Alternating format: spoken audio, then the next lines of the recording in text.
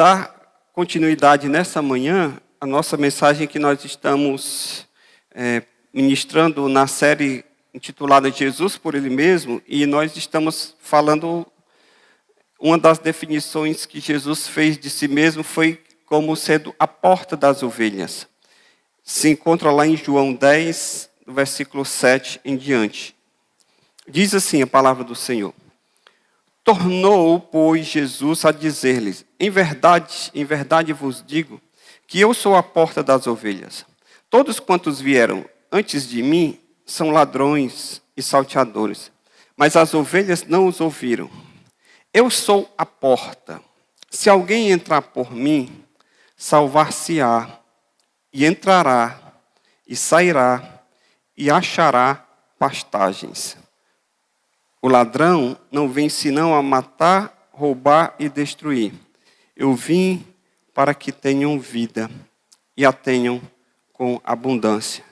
Como nós falamos anteriormente, só para lhe contextualizar, os pastores, na época de Jesus, eles levavam as ovelhas para pastar e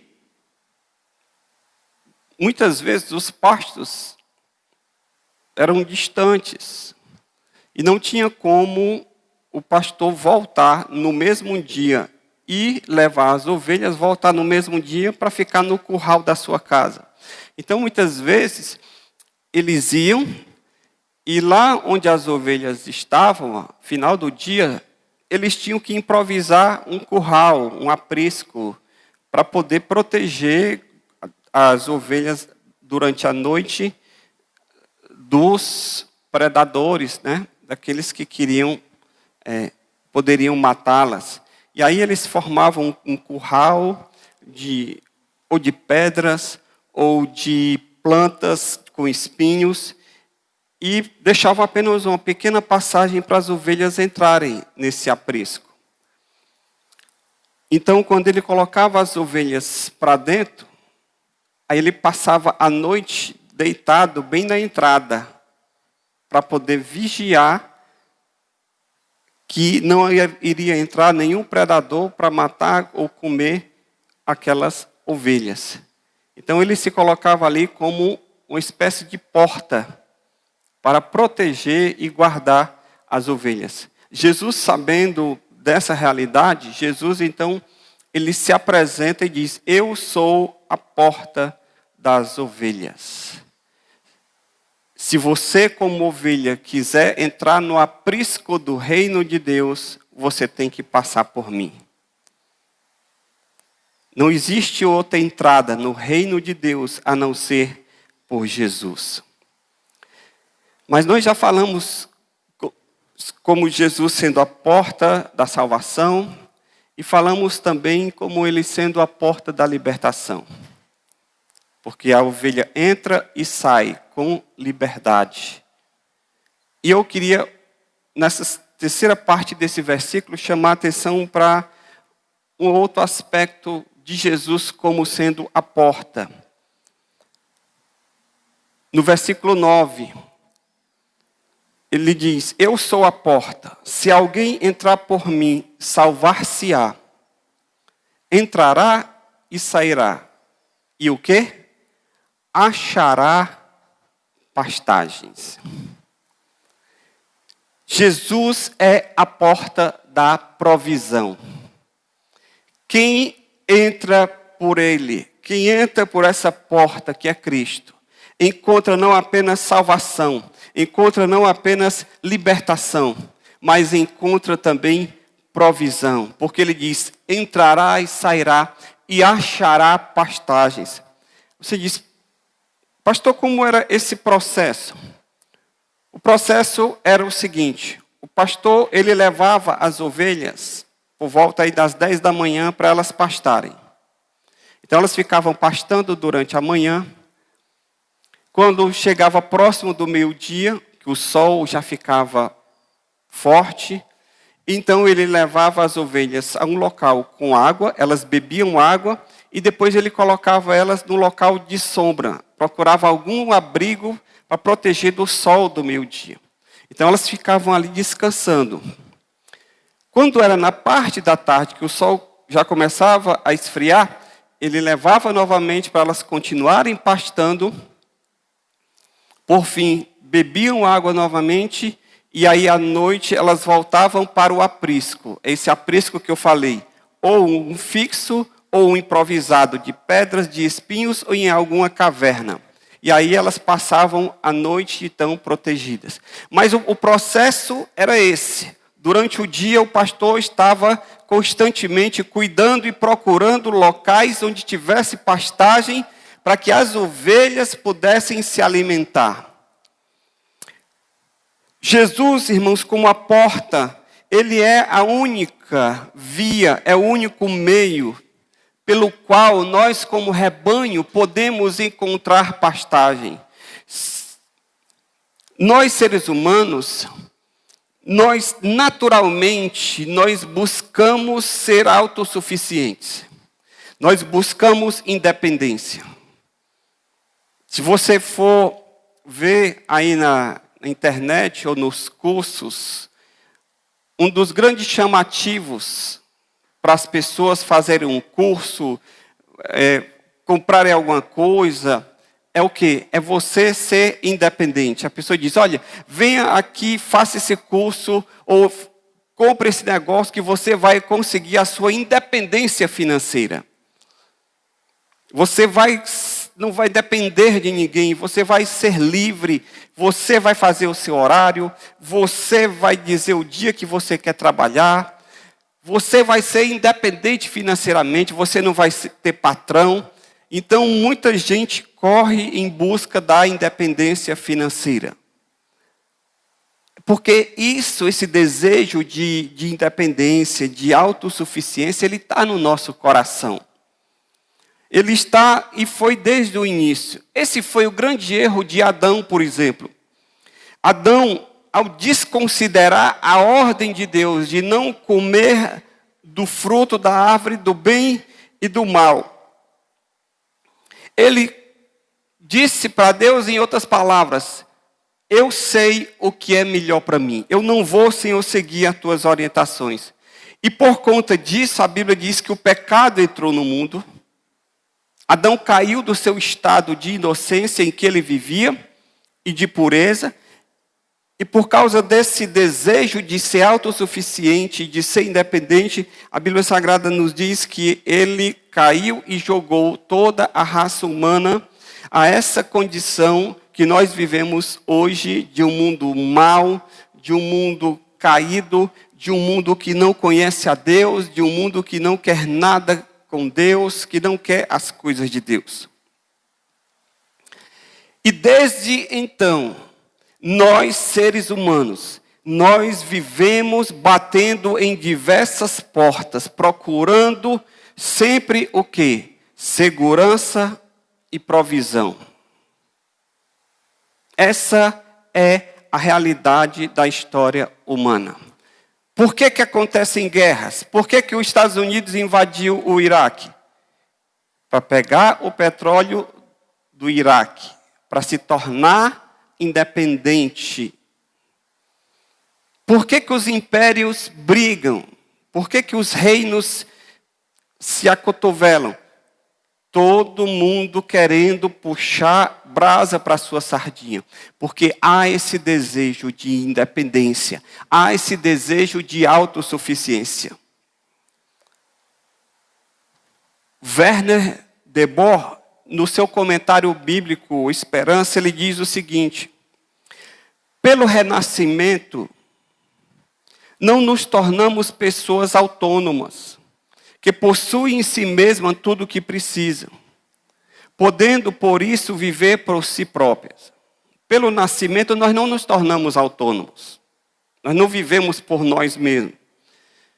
Assim como as ovelhas têm de sair diariamente pela porta para achar pastagem. A ovelha não era autossuficiente, ela tinha que entrar no curral, ficava abrigada durante a noite, mas durante o dia ela precisava sair do curral, do aprisco, para procurar pastagem, porque ela não tinha como prover a si mesma, porque ela não era autossuficiente para prover a si mesma Então ela tinha que ir em busca de pastagens. Assim acontece com cada pessoa salva durante toda a vida, por mais velha que possa tornar-se. Um dia eu vou ser autossuficiente. Você nunca será autossuficiente. Nós precisamos uns dos outros. Nós somos seres carentes. Nós somos seres interdependentes. Não é independente. Nós somos seres interdependentes. Para você estar aqui hoje, você está alimentado e está vestido. Pergunto, você fabricou sua própria comida? Eu comi pão, pastor, eu comprei na padaria. Quem fez o pão na padaria? O padeiro. O padeiro é contratado pelo empresário. O empresário comprou o trigo no moinho. O moinho comprou o trigo de um agricultor. E o agricultor precisou plantar e precisou da terra, precisou da semente. É uma cadeia, nós não somos independentes. A roupa que você está aí foi feita aqui ou comprada fora, não importa. Mas alguém fabricou a roupa. Para fabricar a roupa, alguém fez o tecido. Para poder fazer o tecido, foi preciso uma matéria-prima. Extrair essa matéria-prima. Nós somos seres interdependentes. Por mais que você ache que é autossuficiente, porque você é dono do seu nariz, porque você tem o seu emprego, você tem a sua empresa, você tem a sua renda, que você não precisa de ninguém, entenda, nós sempre seremos interdependentes. Nós, quando criança, quando nascemos, se não fosse alguém para fazer o parto, para cuidar de nós, para cortar o cordão umbilical, para nos alimentar, para nos amamentar, para cuidar de nós, para trocar as fraldas, para fazer mingau, nós não estaríamos aqui. Aí a gente vai, cresce, e aí se acha porque ficou adulto, somos e podemos fazer todas as coisas. Porque ganhamos dinheiro, porque temos diploma, porque temos empresa, porque temos emprego, nós somos autossuficientes. Eu não preciso de ninguém. Você precisa. Mesmo sendo rico, você precisa de uma série de pessoas. Porque mesmo se você for rico, você não vai lavar sua roupa. Você não vai fazer a sua comida. Você não vai limpar a sua casa. Você vai contratar alguém para fazer. Você precisa de alguém. Mas eu que limpo. Ok, você limpa e aí pega o sujo e coloca no lixo. E quem é que recolhe o lixo? É o lixeiro. Então você precisa do lixeiro, porque você não estoca seu lixo. Somos interdependentes o tempo todo. Jesus, ao se apresentar como a porta das ovelhas, ele estava dizendo, em outras palavras, que não existe pastagem que possa ser encontrada e usufruída independente dele. Sempre o achar pastagem é possível espiritualmente somente pela pessoa de Cristo. Porque quem entra pela porta que é Jesus, achará nele pastagem, achará nele provisão, achará nele abundância. A figura mais clara, nós conhecemos isso desde o Antigo Testamento, que é o Salmo 23, no versículo 1, quando o salmista diz assim: o Senhor é o meu pastor. Eu sou ovelha do seu pastor, o Senhor é o meu pastor. Nada me faltará. E aí no versículo 2 ele diz: deitar-me faz em verdes pastos. É o Senhor quem nos leva para pastos verdejantes. Tem muita gente que procura pastos. Tem muita gente que procura provisão. Mas é pasto que não é verdejante. Porque pasto verdejante para a nossa vida, só o Senhor é capaz de prover. Só Ele é capaz de nos levar às águas tranquilas. Só Ele é capaz de nos guiar mansamente. Só o Senhor. Então Jesus, quando Ele diz: aquele que entra por mim, entrará, sairá e achará pastagem. Quem vem a Jesus não fica sem provisão. Quem vem a Jesus não tem carência, porque Ele é tudo o que eu e você precisamos. Jesus é a nossa provisão espiritual. Ele é o nosso alimento. Ele é o pão da vida. Ele é a água da vida. Jesus é a porta da provisão. Amém? Segundo, Jesus é a porta da vida abundante. No versículo 10 ele diz assim: o ladrão não vem senão a roubar, a matar e a destruir. Eu vim para que tenham vida. E a tenham com quê? Com abundância. Jesus é a vida. Ele veio para dar vida plena. Ele veio para dar vida abundante. Ele veio para dar vida eterna. Ao passar pela porta que é Jesus, nós somos salvos. Nós recebemos a vida eterna. E quando entramos por essa porta que é Jesus, nós entramos no aprisco do reino de Deus. E no aprisco do reino de Deus nós podemos entrar e sair porque temos salvação, mas temos também liberdade. Podemos entrar e sair e achar pastagens, ter nele provisão. Mas acima de tudo, nós podemos desfrutar de uma vida abundante. Porque Cristo, Ele prometeu vida em plenitude. Jesus não apenas morreu por nós, mas Ele dá a sua vida por nós a cada dia. Em que sentido, pastor?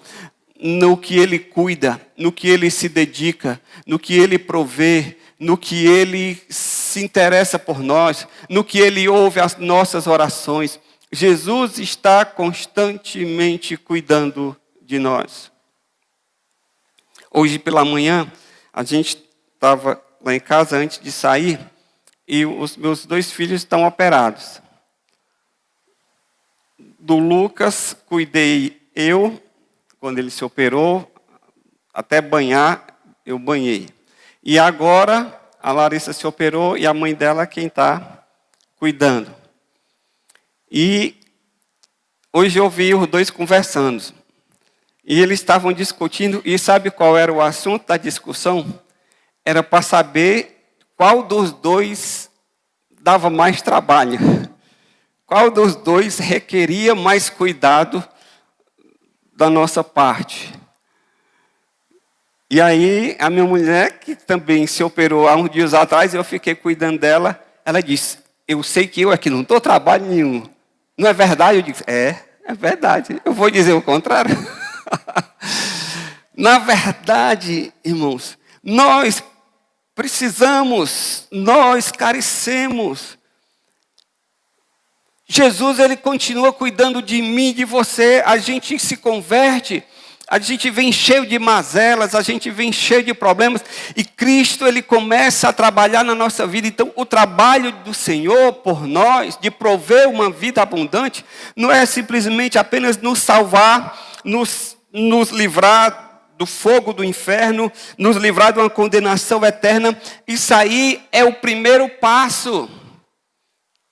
É o pontapé. Se fosse um jogo de futebol, eu diria que era aquele pontapé inicial. Mas nós estamos constantemente necessitando de cuidado do Senhor. Nós estamos constantemente precisando. Por quê? Porque nós somos carentes. Nós não somos autossuficientes. Quem aqui não ora? Quem aqui não busca a Deus? Quem aqui não apresenta a Deus as suas necessidades? Senhor, eu preciso disso. Senhor, tem misericórdia. Você ora por você ora pela sua mulher, você ora pelo seu marido, você ora pelos seus filhos, você ora pelas suas finanças, você ora pelos seus familiares.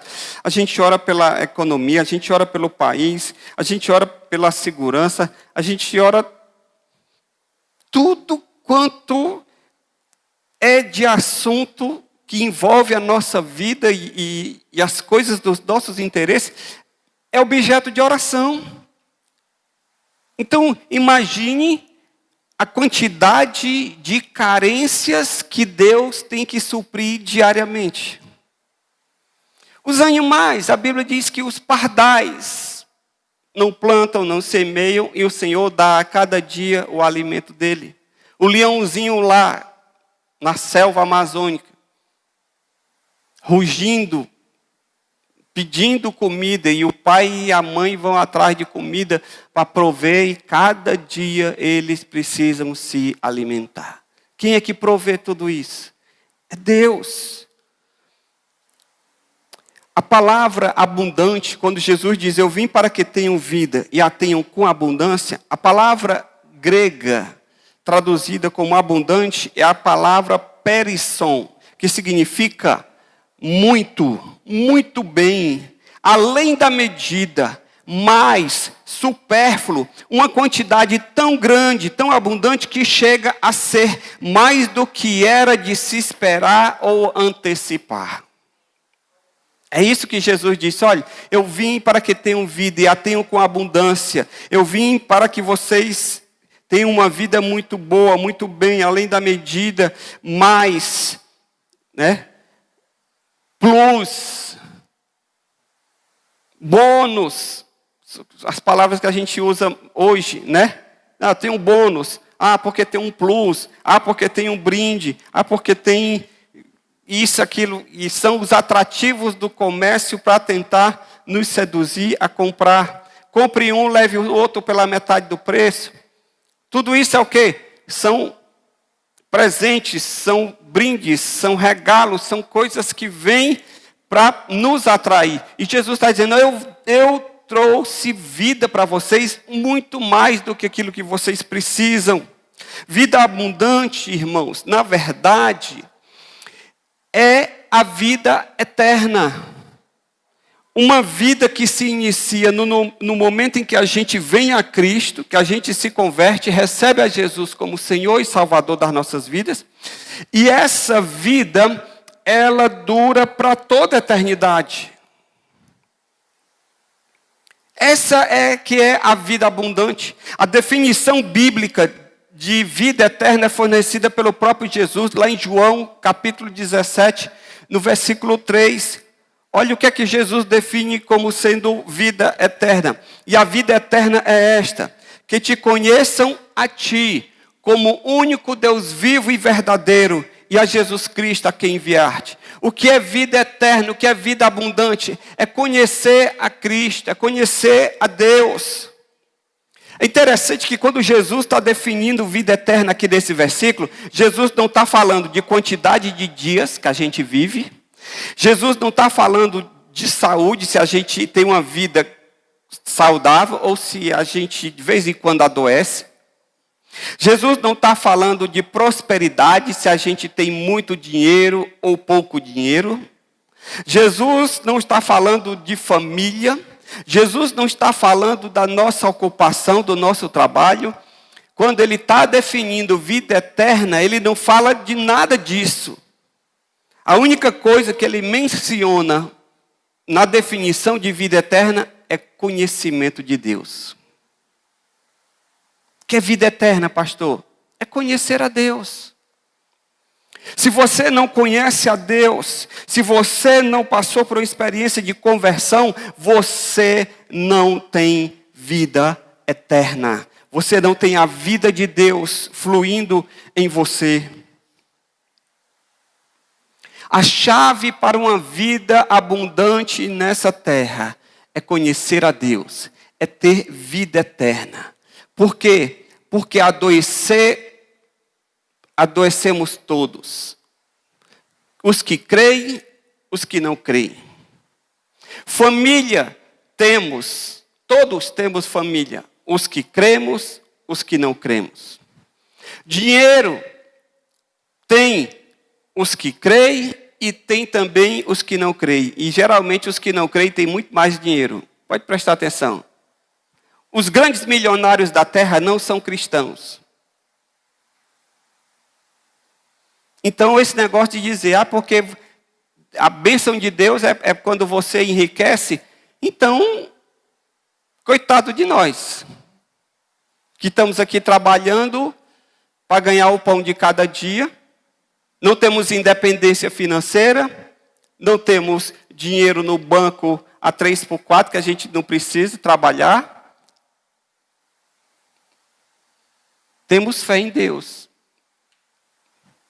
Adoecemos. Então, vida eterna, vida abundante, não tem nada a ver com essas coisas de ter prosperidade, de ter saúde, de viver muito ou pouco. Ah, fulano de tal ali viveu muito, Deus abençoou. E tem gente que morre precocemente e é filho de Deus. É servo de Deus e morre precocemente.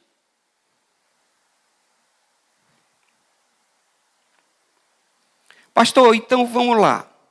Em que é que consiste essa vida abundante que Jesus fala? Primeiro, a vida abundante refere-se a uma realidade espiritual e não material. Vida abundante refere-se a uma realidade espiritual e não material. Porque quando Jesus está falando de vida eterna, ele está falando simplesmente de conhecimento de Deus. Ele não falou de carro, de casa, de bens, de prosperidade, de família, de saúde. Não. Vida abundante é uma realidade espiritual. Deus nos garante, na sua palavra, o quê? Que nós não vamos precisar ficar preocupados com o que haveremos de comer, beber ou vestir. Foi isso que ele disse lá no Sermão do Monte, e lá em Mateus, quando ele fala que não vos preocupeis com o que haver de comer, beber ou vestir. Lá em Filipenses, no capítulo 4, no versículo 19, o que é que a palavra de Deus diz? O meu Deus, porém, segundo as suas riquezas, suprirá todas as vossas necessidades em glória. Filipenses 4,19. O meu Deus, segundo as suas riquezas, suprirá as vossas necessidades. Então, bênçãos físicas. Nós precisamos entender que as bênçãos físicas, elas podem ser ou não parte de uma vida centrada em Deus. O fato da pessoa viver para Deus, o fato da pessoa se voltar para Deus, não significa obrigatoriamente que ela vai ter bênçãos físicas, que ela vai ter prosperidade, que ela vai ter dinheiro. Muitas vezes a pessoa é voltada para Deus e ela vive uma vida muito simples, muito humilde e muito pacata. Não é a nossa riqueza ou pobreza que indicam a nossa condição diante de Deus. Por quê, pastor? Porque, por exemplo, Salomão. Salomão foi o rei mais rico de Israel.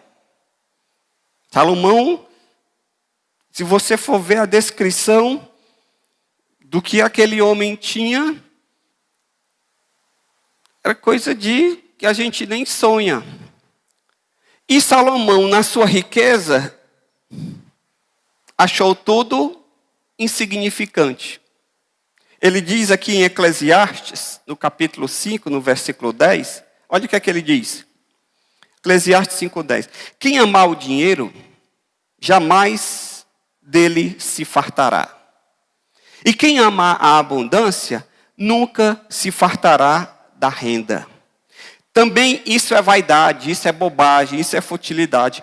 Onde os bens se multiplicam, versículo 11, ali se multiplicam também os que dele comem. Quanto mais ganha, mais se gasta. Que mais proveito, pois, tem os seus donos do que os ver com os seus olhos? Pessoal, olha, 1 tonelada de arroz. Você vai comer 1 tonelada de arroz? Não vai. Vai comer pouquinho em pouquinho. Aí você tem aquilo ali porque para os seus olhos verem e se agradar. No versículo 12. Doce é o sono do trabalhador. Quer coma pouco, quer muito. Mas a fartura do rico não o deixa dormir. Porque, ora, não é uma contradição? O cara não tinha nada. Lutou, trabalhou para enriquecer. enriqueceu, conquistou muito. E agora como é que ele não pode dormir? Antes ele não dormia porque tinha que pagar a conta da energia, porque estavam querendo cortar a energia, e ele preocupado se ia ter o dinheiro para pagar a conta. Agora tem dinheiro para comprar a chefe e não dorme. Sabe por que ele não dorme? Porque agora a preocupação dele não é mais se ele vai poder pagar a conta ou não. A preocupação dele agora é como não perder o que ele tem. Como não deixar que aquilo que ele lutou possa se esvair, alguém possa roubar, alguém possa passar a mão. Continua com preocupação do mesmo jeito, quer tenha pouco, quer tenha muito. Versículo 13, há um grave mal que vi debaixo do sol e atrai enfermidades. Olha aí, o que atrai enfermidades? As riquezas que os seus donos guardam para o seu próprio dano. Avarento, pegado ao dinheiro. Isso traz a enfermidade. Traz bem para você não. Porque as mesmas riquezas se perdem por qualquer má aventura, e ao vendo algum filho, nada fica na sua mão. Jó viu o que é isso. Um dia veio a má aventura, levou tudo. Levou as riquezas e levou até os filhos. Porque nem filho sobrou para herdar nada. E aí no versículo 15 ele diz, como saiu do ventre de sua mãe, assim nu tornará. Indo-se como veio, e nada tomará do seu trabalho que possa levar na sua mão. Então veja bem, quem está falando isso não é um Zezinho da esquina pedinte, quem está falando isso é um milionário. É alguém que já chegou lá, que já tem tudo o que a maioria de nós nunca vai ter, e que a gente está aqui trabalhando, lutando, planejando, pensando de conseguir mais. O cara já chegou lá. Ele diz, ei pessoal, vocês que estão aí no andar de baixo, deixa eu avisar para vocês. Vocês ficam se acotovelando para chegar aqui onde eu cheguei.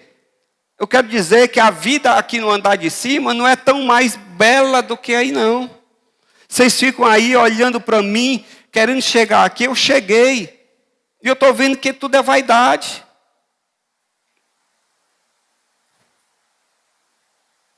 Não se iluda não. Irmãos, a Suíça é um país com os melhores índices de desenvolvimento humano do mundo. É um país de ricos. E por que na Suíça tem um alto índice de suicídio? Porque não é o ter que vai dar sentido.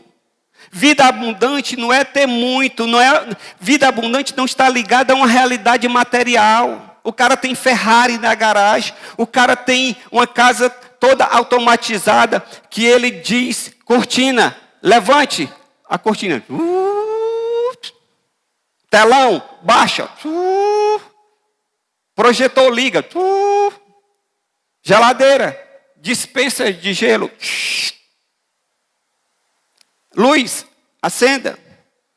Tudo facilitado.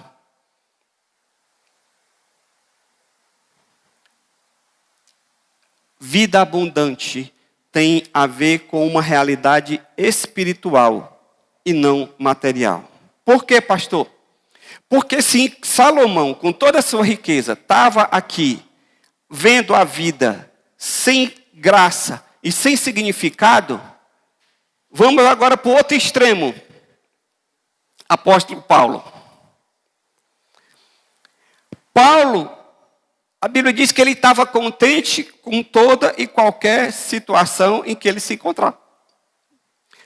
Em Filipenses, no capítulo 4, no versículo 11, para poder a gente contrastar com Salomão, que estava com tudo e não via graça em nada, Paulo não tem nada e vê graça em tudo.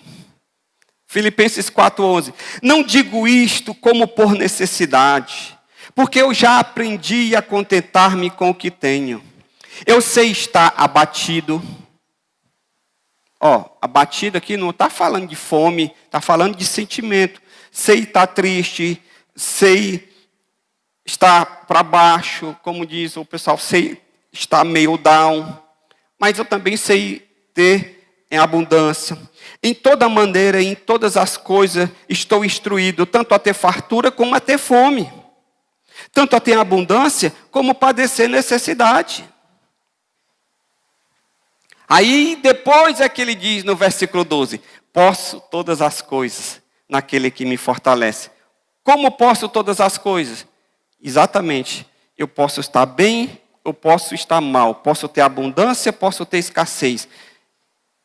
Posso passar por tudo isso, por causa de Deus que me fortalece. É a minha estrutura espiritual, é a base espiritual da minha vida, é que me proporciona capacidade para enfrentar a vida nos seus diversos contextos.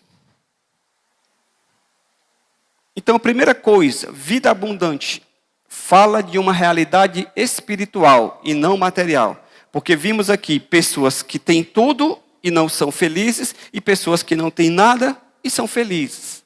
Então, não tem a ver com a abundância material.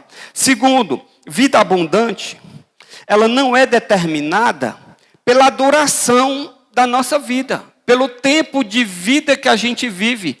Mas a vida abundante, ela é determinada pela nossa relação com Deus. Fulano de tal viveu 100 anos, viveu abundantemente. Não. Ele tem longevidade. Ele viveu muitos anos. Mas não significa que ele teve uma vida abundante. A duração da vida na terra não define se ela é abundante ou não. Na verdade, a abundância está relacionada pela forma como nós lidamos com Deus, como nós nos relacionamos com Deus. A vida abundante, embora a gente nunca tenha a vida em plenitude nessa terra, nós não teremos uma vida em plenitude, em perfeição, nós não teremos. Podemos ter uma vida abundante, mas não teremos uma vida perfeita em plenitude. Por quê? Por causa da nossa condição humana vivendo no mundo caído. Nós vivemos no mundo caído. E quando eu falo de mundo caído, eu estou falando de um mundo que caiu do seu estado de graça, em que Deus criou por causa do pecado. E sempre haverão preocupações, sempre haverão dores, sempre haverão motivos de preocupação. Mas fulano de tal é rico, ok, é rico. Ele pode não se preocupar com o dinheiro, com o que ele vai comprar, comer, vestir, mas existe N outros fatores sobre os quais ele não tem controle, mesmo com o dinheiro dele. Ele não tem controle sobre a saúde. Ele não tem controle para dizer se vai ter câncer, se não vai. Se tiver, mesmo pagando a medicina, pode não curar. Ele não tem controle se um filho vai morrer numa tragédia ou não. Ele não tem controle sobre um acidente aéreo, como não teve Edson Queiroz. Ou seja, o fato de ter dinheiro não significa que teremos o controle. Logo, nós nunca teremos uma vida abundante em sua plenitude aqui nessa terra, nessa dimensão. A vida abundante, ela vem de uma coisa. Ela tem início quando nós nos convertemos, recebemos o Espírito Santo e passamos a desfrutar da vida eterna. E essa vida eterna a gente já começa a viver aqui agora, não é quando a gente morrer. Lá em 1 João, no capítulo 5, no versículo 11, o evangelista deixa isso bem claro. Ele diz o seguinte, 1 João 5,11. O testemunho é este, que Deus nos deu a vida eterna. E esta vida está em quem? No seu Filho. Quem tem o Filho, tem a vida. Quem não tem o Filho de Deus, não tem a vida. Estas coisas vos escrevis os que credes no nome do Filho de Deus, para que saibais que tendes a vida eterna, e para que creais no nome do Filho de Deus. Então, vida eterna tem a ver com a nossa posição em relação a Deus. Se temos o Filho, temos a vida. Se não temos o Filho, não temos a vida. Podemos ter fartura de coisas materiais, mas jamais teremos vida eterna, vida abundante. Por quê? Porque o que define a minha vida abundante ou não é a minha relação com Deus. Terceiro, para a gente terminar. A vida abundante, ela consiste em crescer no conhecimento de Deus. A gente se converte, é salvo, tem os pecados perdoados, passa a ser a habitação do Espírito Santo, temos o Espírito de Deus na nossa vida, mas nós somos ignorantes espirituais. Você pode se converter, você pode ser um cara PhD no seu ramo de atividade. Tem um conhecimento profundo de física quântica. Você pode ter sido um astronauta que já foi até o espaço. Mas se você se converteu, você é um bebê espiritual. Você é uma criança espiritual. E como criança, você precisa ser alfabetizada. Você precisa ser ensinada acerca das coisas de Deus. Então, a vida abundante, na verdade, ela implica em você crescer no conhecimento de Deus. É por isso que a Bíblia diz que nós devemos crescer e continuar crescendo no conhecimento de Deus. Apesar de nós sermos naturalmente, como eu falei, desejosos de coisas materiais, Paulo, lá em Romanos, no capítulo 12, no versículo 2, ele nos desafia a nós termos uma nova mentalidade. E é isso que as pessoas não entendem. Porque as pessoas são atraídas para a igreja. O que é que o mundo busca? Riqueza. Jesus disse, olha, essas coisas o vosso Pai Celestial sabe que vocês precisam. Comer, beber e dormir. E é isso que os ímpios buscam. Aí por isso que Jesus diz, mas busque primeiro o reino de Deus. Lá em Mateus 6,33. E aí Paulo, ele nos chama a uma renovação da mente. Então quando eu venho para o Evangelho, eu sou chamado a me converter, e junto com a minha conversão, não é para eu ficar fazendo curso de coach, para poder eu enriquecer, para eu poder ter a mentalidade da riqueza. Não é isso. Paulo diz que no Evangelho eu tenho que transformar a minha mente. Que senão eu vou continuar igual o ímpio, que busca apenas aquilo que é material, que não dá valor ao que é espiritual. Por quê? Porque a sua mente não foi renovada. E está cheio de gente que vem para a igreja porque é atraída por uma mensagem falsa e continua na igreja com a mesma mentalidade. Apenas antes, se ele fazia um curso na Bolsa de Valores, ele agora vai fazer um curso na igreja. Mas o objetivo é um só: ficar rico.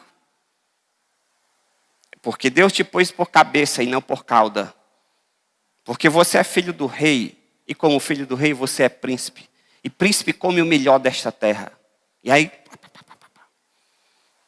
Paulo diz, olha, não vos conformeis com esse mundo, mas transformai-vos pela renovação do vosso entendimento. Vida abundante é conhecer a Deus. É você ter a mente renovada, é os valores trocados. O que define o meu valor não é o carro que eu tenho, o ano do carro, o tipo do carro, não é a roupa. Não são os locais onde eu frequento. O que define é a minha relação com Deus. Como novas criaturas, o que é que Paulo diz lá em 2 Coríntios 5,17? Eu sou chamado a renovar a minha mente. Por quê, pastor? Porque eu sou uma nova criatura. E se eu sou uma nova criatura, as coisas velhas já passaram. E tudo se fez novo. Então, se eu me converto, naturalmente, obrigatoriamente, tem que ter mudança. Mudança de mentalidade, mudança de projetos, mudança de prioridades, mudança de foco, de direção na minha vida. Por isso que não tem como uma pessoa se converter e continuar sendo a mesma coisa. Se não há transformação, não há conversão. Ponto final. Então, para a gente encerrar, se eu me converti e eu entrei nessa relação nova com Deus, e eu agora vou crescer nas coisas de Deus, Paulo diz lá em Colossenses, no capítulo 3, no versículo 2, qual deve ser a minha prioridade, com essa mente renovada, com esse ser nova criatura. Ele diz, pensai nas coisas lá do alto, não nas que são aqui da terra, porque morrestes. Quem morreu, irmãos, não está mais preocupado nem com o inventário. Você já viu um morto preocupado com o inventário? Quem preocupa são os herdeiros. Não é verdade? Porque um morto terminou essa jornada. Ele não exerce mais direito. Tem o quê? O espólio. O espólio é quem vai agora. São os que estão vivos, que vão cuidar dos bens. Mas quem morreu, deixou essa dimensão. Paulo diz, olha, vocês morreram. E a vossa vida está oculta juntamente com Cristo em Deus. Então, essa mudança de mentalidade, para a gente entender, vida abundante não tem a ver com coisas. Vida abundante tem a ver com a nossa condição espiritual e com a nossa relação com Deus. É isso que define se teremos vida abundante ou não. Independente de termos muito ou pouco, saúde ou doença, amigos ou solitários. O que define a minha abundância não são os valores dessa terra, mas é aquilo que eu sou e que eu tenho em Deus, em Cristo Jesus. E eu quero só encerrar lendo uma frase de Spurgeon, o príncipe dos pregadores. Ele diz o seguinte, os cristãos devem ter uma vida tão abundante, de modo que na pobreza sejam ricos, na doença tenham saúde espiritual, no desprezo estejam cheios de triunfo e na morte cheios de glória. Vamos ficar de pé na presença do Senhor nessa manhã.